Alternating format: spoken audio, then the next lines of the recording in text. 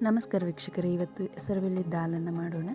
ಹೆಸರುಬೇಳೆ ದಾಲ್ ಮಾಡೋದಕ್ಕೆ ಒಂದು ಕಡಾಯಿಗೆ ಎಣ್ಣೆ ಹಾಕಿ ಚೆನ್ನಾಗಿ ಕಾದ ನಂತರ ಇದಕ್ಕೆ ಅರ್ಧ ಚಮಚ ಜೀರಿಗೆಯನ್ನು ಹಾಕ್ತಾಯಿದ್ದೀನಿ, 4 ಲವಂಗ, 1 ಪಲಾವ್ ಎಲೆ, ಅರ್ಧ ಇಂಚು ಚಕ್ಕೆಯನ್ನು ಹಾಕಿ ಫ್ರೈ ಮಾಡ್ಕೊಳ್ಳಿ.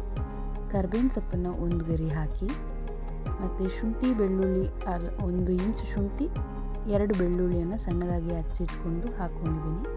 1 ದಪ್ಪ ಈರುಳ್ಳಿಯನ್ನು ಹಾಕ್ಕೊಂಡಿದ್ದೀನಿ ಸಣ್ಣದಾಗಿ ಹೆಚ್ಚಿ. ಇವೆಲ್ಲ ಚೆನ್ನಾಗಿ ಫ್ರೈ ಆಗಬೇಕು. ಚೆನ್ನಾಗಿ ಫ್ರೈ ಆದ ನಂತರ 1 ಟೊಮೆಟೊನ ಸಣ್ಣದಾಗಿ ಹಚ್ಚಿಟ್ಕೊಂಡಿರೋದನ್ನು ಸೇರಿಸ್ಕೊತಾ ಇದ್ದೀನಿ.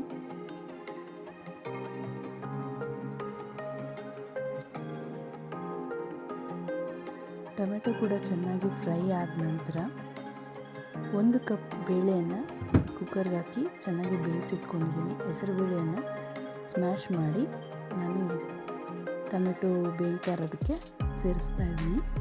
ಸ್ವಲ್ಪ ನೀರನ್ನು ಕೂಡ ಸೇರಿಸಿದ್ದೀನಿ. ಈಗ ಇದಕ್ಕೆ 1 ಚಮಚದಷ್ಟು ಗರಂ ಮಸಾಲ, ಅಚ್ಚ ಖಾರದ ಪುಡಿ, ಧನಿಯಾ ಪುಡಿ, ಅರಿಶಿಣ. ಖಾರಕ್ಕೆ ನೀವು ಎಷ್ಟು ನೋಡಿಕೊಂಡು ಅಚ್ಚ ಖಾರದ ಪುಡಿ ಸೇರಿಸ್ಕೊಳ್ಳಿ.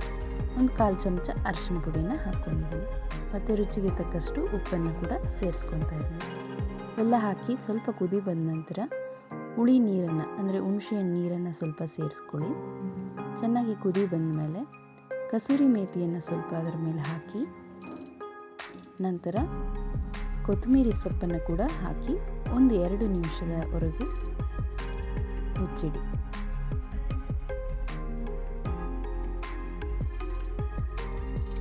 ಎರಡು ನಿಮಿಷದ ನಂತರ ತಯಾರಾಗಿದೆ. ಚಪಾತಿ ಜೊತೆ ಅಥವಾ ಜೀರಾ ರೈಸ್ ಜೊತೆ ಇದನ್ನು ಟೇಸ್ಟ್ ಮಾಡ್ಬೋದು. ನೀವು ಒಮ್ಮೆ ಟ್ರೈ ಮಾಡಿ.